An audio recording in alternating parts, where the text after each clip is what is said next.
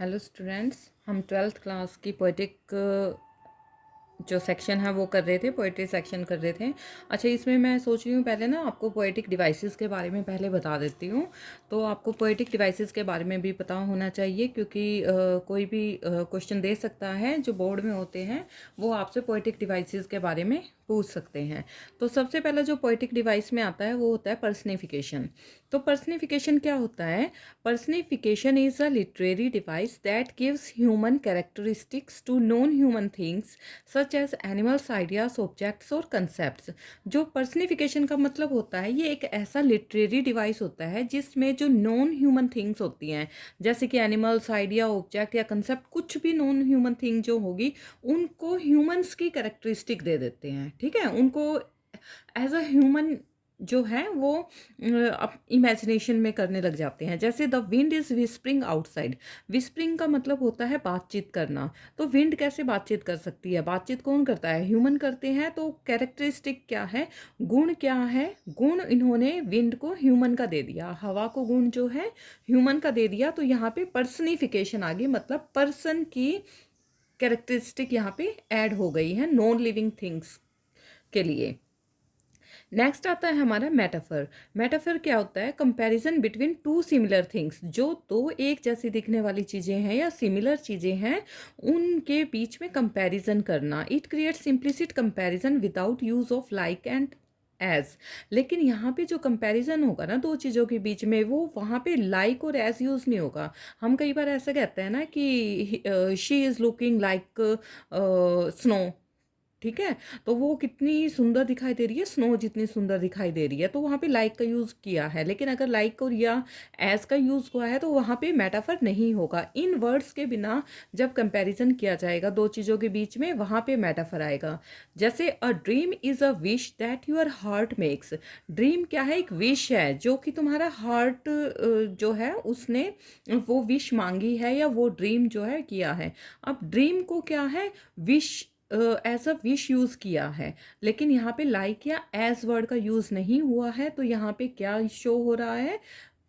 Dream और wish का comparison हो रहा है, लेकिन बिना लाइक और एज के। तो यहाँ पर क्या है? मेटाफर है, एक्सटेंडेड मेटाफर। अब मेटाफर की ना एक और जो कैटेगरी होती है वो होती है एक्सटेंडेड मेटाफर, जो थोड़ा सा ज़्यादा हो जाता है। A metaphor that is extended across an entire piece of writing is called a controlling metaphor, जिसको हम कंट्रोलिंग मेटाफर भी कह सकते हैं। जैसे compares two things in a complex way. दो चीज़ों को कंपेयर करें एक बहुत ज़्यादा कॉम्प्लेक्स वे में। जैसे रोमियो और जूलियट में क्या कहा जा रहा है कि Romeo compares Juliet to the sun. Romeo Juliet को एज अ सन, सन की से कंपेयर कर रहा है जूलियट को। और कैसे? वो कह रहा है and he said kill the envious moon. Kill the envious moon, मतलब वो कहते हैं ये जो मून है ना, क्योंकि वो रात को छुप छुपा के मिलते होंगे, तो पूर्णिमा के दिन जो है चांद की रोशनी बहुत ज़्यादा हो जाती है, तो वो उनका अपना दुश्मन लगता है। तो वो कहता है कि इस एनवियस मून को ना, जो हमारा दुश्मन मून है, इसको किल कर दो तुम अपनी रोशनी से। जो कि बहुत ज़्यादा मुश्किल होता है। किसी कोई सन, किसी मतलब ह्यूमन बीइंग को हम एज अ सन कैसे कह सकते हैं, एज्यूम कर सकते हैं? नहीं कर सकते ना। और ऊपर से कह रहा है कि मून को किल कर दो। तो ये बहुत ज़्यादा जो है कॉम्प्लेक्स वे में कंपैरिजन कर रहा है। तो यहाँ पे एक्सटेंडेड मेटाफर कह सकते हैं या कंट्रोलिंग मेटाफर कह सकते हैं। नंबर 3 पे आएगा alliteration. The use of the same letter or sound at the beginning of words that are close together as in. मतलब जब स्टार्टिंग का जो एक, जैसे दो वर्ड हैं, उनके स्टार्टिंग के जो लेटर है ना वो एक जैसे साउंड करें या एक जैसे ही हों। जैसे बिल्ट है, बिग है, बोट है, तो यहाँ पे बी क्या है? सेम साउंड है या लेटर आप कह सकते हैं। लेटर भी कह सकते हो और साउंड भी कह सकते हो, दोनों टाइप में एलिट्रेशन ही आएगी। ठीक है, तो ये एलिट्रेशन होता है, पुनरावृत्ति जिसको हम बोलते हैं। इमेजरी का क्या मतलब होता है? Language that produces pictures in the minds of the people reading और लिसनिंग। लैंग्वेज जब किसी लैंग्वेज से हमारे माइंड में पिक्चर्स प्रोड्यूस होने लग जाती हैं, लोग मतलब पढ़ते हुए या सुनते हुए, जब हम कोई हमें पढ़ा रहा हो या हम पढ़ रहे होते हैं या हम किसी को सुन रहे होते हैं, तो साथ के साथ जब हमारे माइंड में पिक्चर बनती रहती हैं, तो हमारे माइंड में ना साथ के साथ जब पिक्चर बनती रहे तो उसको इमेजरी कहते हैं।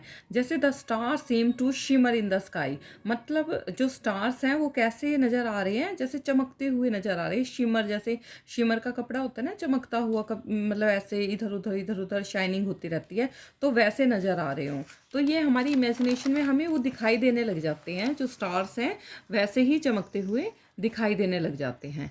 नेक्स्ट आ जाता है पन। पन क्या होता है? An amusing use of word that can have two meanings or of different words that sound the same. जब कुछ ऐसे वर्ड होते हैं जिनके मीनिंग तो अलग होते हैं लेकिन उनकी जो साउंड होती है वो सेम होती है। वर्ड डिफरेंट है, उनके मीनिंग भी डिफरेंट है, लेकिन उनकी साउंड जो है वो क्या है? सेम है। जैसे हेयर, हेयर, ठीक है। तो यहाँ स्पेलिंग भी अलग है, इनके जो मीनिंग है वो भी अलग है, लेकिन साउंड क्या है? सेम है। तो ये आ जाएंगे पन के अंदर। एमजेम्पमेंट। एमजेम्पमेंट हमारी इस पोएम में भी था जो हमने अभी की थी, माई मदर एट 66 में। उसमें क्या था? कोई फुल स्टॉप नहीं था, कोई राइमिंग स्कीम नहीं थी पोएम में। तो वहाँ पे मैंने आपको एक ये वाला वर्ड जो है बीच में करवाया भी था एक क्वेश्चन में, थीम ऑफ द पोएम करते हुए या पोएटिक डिवाइस के टाइम पे। तो एमजेम का मतलब होता है जब जो पूरी पोएम है वो ये एक पोएटिक डिवाइस है that occurs when a sentence or phrase continues from one line to of poetry to the next without punctuation. जब एक लाइन से अगली लाइन पे बिना पंचुएशन मार्क के पोएट्री एक्सटेंड होती है तो उसको हम वहाँ पे एमजेममेंट कहते हैं। जैसे flow of poem through out the poem and. तो जब पोएम का जो फ्लो है वो एंड तक सेम रहे, वहाँ पे कोई पंचुएशन मार्क ना हो, कोई फुल स्टॉप ना हो।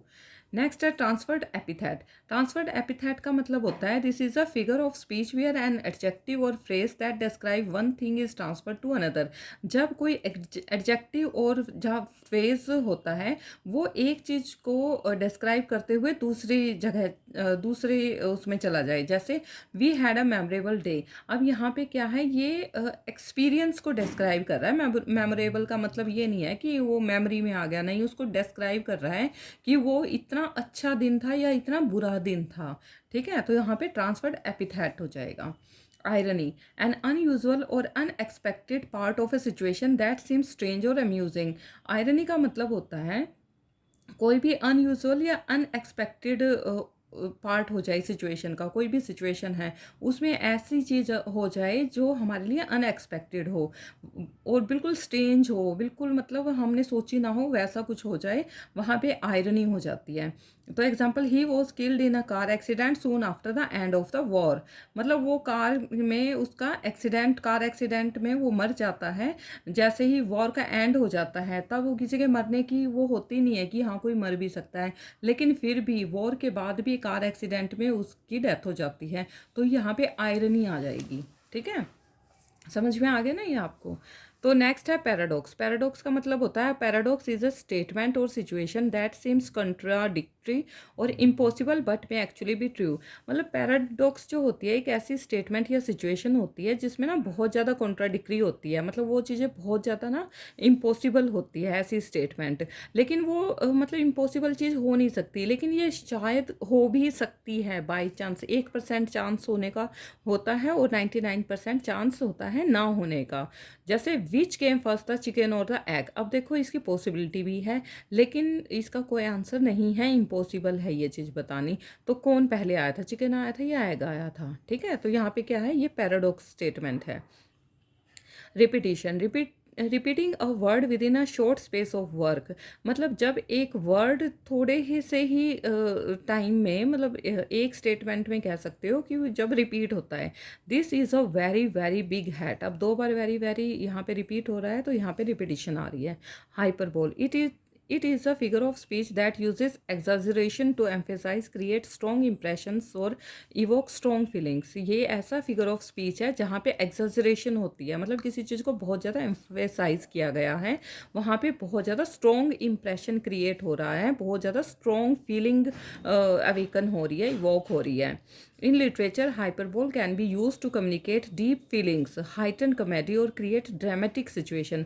मतलब लिटरेचर में जब कम्युनिकेशन होती है तो वहाँ पे बहुत ज़्यादा डीप फीलिंग जब आ जाए या कॉमेडी बहुत ऊपर के स्तर पे चली जाए या ड्रामेटिक सिचुएशन बहुत ज़्यादा हो जाए, वहाँ पे हाइपरबोल होता है। जैसे I am dying of thirst, मतलब प्यास से बिल्कुल मरता हुआ कोई, मतलब बिल्कुल जो फीलिंग है वो लास्ट स्टेज पे आ जाती है मरने की। एक तो वैसे प्यास लग रही है, एक लेकिन मरने की स्टेज पे जब आ जाता है वो फीलिंग बहुत ज़्यादा लास्ट फीलिंग हो जाती है, तो वहाँ पर हाइपरबोल आप कहोगे। Anaphora, repetition of word or phrase within a speech or text to add an artistic effect. देखो रिपीटिशन तो यहाँ पे भी हो रही थी और रिपीटिशन यहाँ पे भी हो रही है, यहाँ पे भी हो रही है। तो जैसे मतलब इसने कहा है एक स्पीच और टेक्स्ट में आर्टिस्टिक इफेक्ट जब डाला जाए रिपीटिशन का, जैसे you is kind, you is smart and you is important, मतलब यहाँ पे यू को बार बार रिपीट किया जा रहा है, ठीक है। अलग अलग ये स्पीच है, अलग अलग टेक्स्ट आप इसको कह सकते हैं, लेकिन उसमें रिपीटिशन हो रही है, एक होते हुए भी अलग है लेकिन उसमें रिपीटिशन हो रही है, तो वहाँ पे एनाफोरा आ जाएगा, ठीक है। बीच में अगर हमें पढ़ते हुए कहीं पे ये दिखाई देंगे ना तो साथ के साथ मैं आपको बताती भी रहूँगी। Tautology, tautology is the unnecessary use of words or phrases that express the same meaning in a sentence. Tautology का मतलब भी वही होता है, लेकिन अननेसेसरी जब हम किसी वर्ड का अपने सेंटेंस में यूज़ करते हैं। अननेसेसरी का मतलब जब हमें ज़रूरत भी नहीं है और फिर भी हम दोबारा से उस वर्ड को यूज़ कर रहे हैं, ठीक है। इट इज़ और इट इजेंट, तो इट इज़ एक बार हो गया, इट इज़ दोबारा कर रहे हैं, अननेसेसरी है ये, तो ये क्या है, यहाँ पे टोटोलॉजी है। नेक्स्ट है हमारा ऑक्सीमोरॉन। ऑक्सीमोरॉन क्या होता है, a phrase that combines two words that seem to be the opposite of each other. एक ऐसा फ्रेज जिसमें दो वर्ड्स जो हैं कंबाइन हो जाते हैं और एक दूसरे के लेकिन अपोजिट होते हैं एक दूसरे से। जैसे मतलब ओल्ड न्यू, टेरिबल ब्यूटी। अब कई बार she has a terrible beauty, मतलब टेरिबल भी है और ब्यूटी भी है, बिल्कुल एक दूसरे से अपोजिट है लेकिन उसी सेंटेंस में यूज़ हो रहे हैं और इकट्ठे यूज़ हो रहे हैं, वहाँ पे क्या आ जाएगा, ऑक्सीमोरोन आ जाएंगे। Simile, a word or phrase that compare something to something else, मतलब जब कंपेयर किया जाए वर्ड को या फ्रेज को किसी दूसरी चीज़ के साथ, जैसे यूजिंग द वर्ड्स लाइक और एज, वहाँ पे क्या था, मेटाफर में लाइक और एज का यूज़ नहीं हुआ था, लेकिन सिमिली में लाइक और एज का यूज़ होता है। फेस लाइक का मास्क, फेस कैसा है, जैसे मास्क लगा रखा हो। वाइट एज स्नो, इतना वाइट जितनी स्नो होती है फेस, ठीक है, फेस कह सकते हो, कुछ भी कह सकते हो, इतना वाइट जितनी स्नो हो, वहाँ पे सिमिली होता है। तो ये 16 टाइप के जो पोइटिक डिवाइस हैं वो मैंने करवा दिए हैं आपको। इसमें से सिमिली, ऑक्सीमोरोन और हाइपरबोल, पैराडॉक्स भी आ जाता है, रिपीटिशन आता है, आयरनी काफ़ी आ जाता है, और ये इमेजरी बहुत ज़्यादा आता है, एलिट्रेशन बहुत ज़्यादा आता है, मेटाफर आ जाता है और पर्सनिफिकेशन। ये जो है मेन ये ज़्यादा हम यूज़ करते हैं या यूज़ किए जाते हैं पोइट्री में। तो आप थोड़ा सा ध्यान देके इन पोएटिक डिवाइसेस को साथ के साथ रिकॉग्नाइज करते रहना कि कहाँ पे कौन सा पोएटिक डिवाइस आया हुआ है, ठीक है, आपको पता होना चाहिए। तो कल हम अपनी दूसरी पोएट्री स्टार्ट करेंगे। तो थैंक यू, और प्लीज़ लाइक शेयर और सब्सक्राइब करते रहा करो। 12th क्लास के भी और 10th की सोशल स्टडीज़ की भी मैं जल्दी ही डालूँगी video. Thank you all of you.